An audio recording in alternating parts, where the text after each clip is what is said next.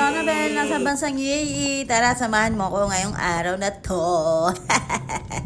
At unang araw nga ng August. Busy na naman. Favorite. Medyo maganda nga yung pasok ng August kasi may booking tayo.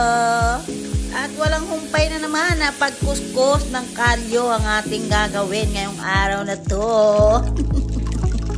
Siguro kung may ipon ko yung mga kalyo tsaka mga ingrown na nakukuha ko, ay, mayaman na ako. Advantage din talaga kapag nung bata ka, nararanasan mo na yung hirap. Habang tumatanda ka pala, mas okay kasi sanay ka na sa hirap, di ba?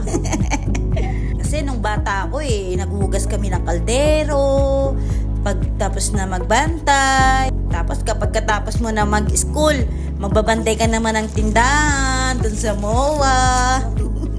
Mas okay pala yung ganon na nararanasan mo ba habang bata ka pa lang. Yung mga hirap, yung at least maaga pa lang na-adapt mo na yung hirap ng sitwasyon. Kaya ma, thank you kasi naranasan namin yun para din pala yun sa amin, pagtanda namin, hindi kami maging tamad. Yung kapag may hirap na dadating, sanay ka na, solusyon na lang. Favorite! Dati naiinis ako no kasi magbabantay ka ng tindahan hanggang alas 12. Tapos naiinis ako kasi pagkatapos ko nung first year sa school, magpupunta kami sa MOA, magbabantay, dediretso ka na doon. Aray! Kaya ma, salamat ma sa lahat ng mga tinuro mo sa amin. I love you! Ang dami ko na makakwento. At favorite, uwian na. Natapos na ngayong araw ang pagtustos ng kalyo at magja-jogging naman tayo.